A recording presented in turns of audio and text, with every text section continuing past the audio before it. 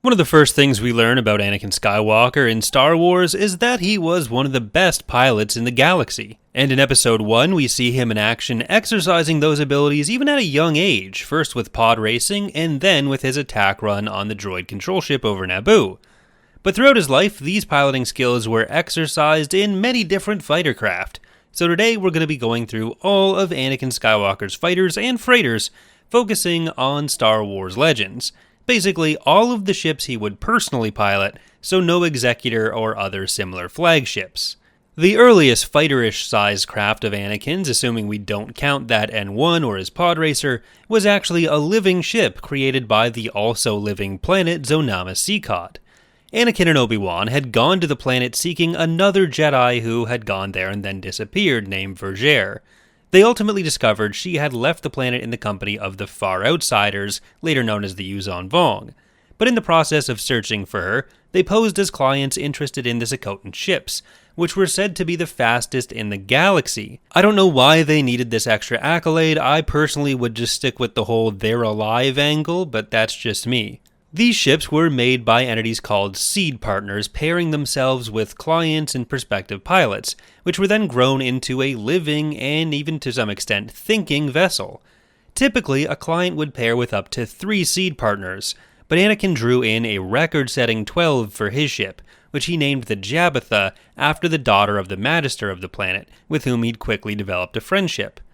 There's only one canon image of the Jabbatha, which portrays it as basically just a standard ship which happens to be green. There's even hull plating and everything, which to me doesn't really seem to match the description we get of the ship in the book, or of the way that Seacotan ships actually look. Either way, unfortunately, the reputation of the ships attracted unwanted attention from Will of Tarkin, and the ship manufacturer Wraith Senar of Senar Fleet Systems, wanting to take the organic, very fast ships for themselves. Senar led a Trade Federation fleet against Zonama, and while Anakin and Obi-Wan managed to escape the battle, a battle which ultimately led to the living planet fleeing from the known galaxy as well, the Jabbatha was mortally wounded and soon died before it could even like and subscribe for more videos. A decade later, with the onset of the Clone Wars, Anakin started running through several more combat-oriented fighter craft. Earlier in the war, he primarily was using red Delta 7 and Delta 7B Aether sprites, similar in function and paint job to the one used by Obi-Wan in Episode 2.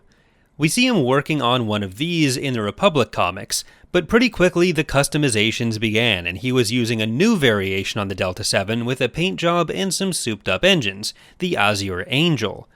This craft is what he primarily used in the original Clone Wars cartoon, until it was destroyed during his duel with Asajj Ventress on Yavin 4. Significantly later on in the war, after he had been knighted, Anakin had a second craft in this style, creatively named the Azure Angel 2, which he used in at least the Battle of Rendili, covered in the Republic comics as well. I've always really liked this design, so I kinda wish the Azure Angel 2 had been used in the later cartoon, even though the first Azure Angel had been destroyed by the time the show started. Instead, the rest of Anakin's Delta 7 era tends to be in yellow Delta 7s in that Clone Wars cartoon.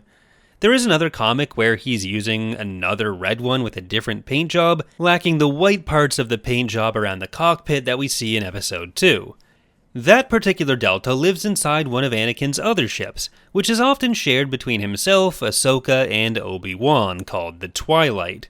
This light G9 freighter was stolen from the Hutts, specifically from Zero the Hutt in the Clone Wars movie, and gets used by Anakin for various operations throughout the war, all of which it survives.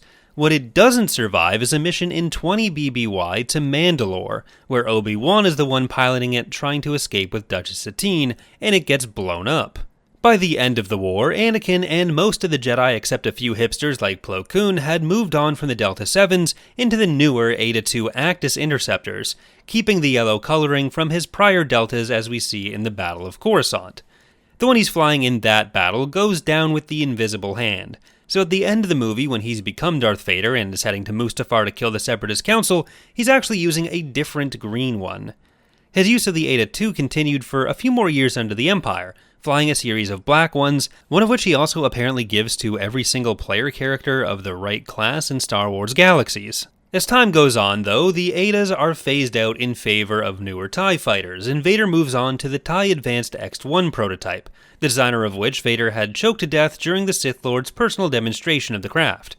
This is what we see him using in the Battle of Yavin, and like the much earlier Azure Angel, it was atypical of other fighters of its type in that it had a hyperdrive. By its type here, I mean of other TIE types. Other ships of the TIE Advanced line did have hyperdrives as well. Vader's personal one did survive and continue being used after the Battle of Yavin, although it was kept on the Executor and was destroyed alongside the Executor and Anakin himself at the Battle of Endor. That's going to do it for today's look at Anakin's starfighters throughout his life, just a short one today as I get back into the swing of things, so we'll be back to the recent schedule of a new video every 3 days next week. Thank you for watching, and I hope to see you next time.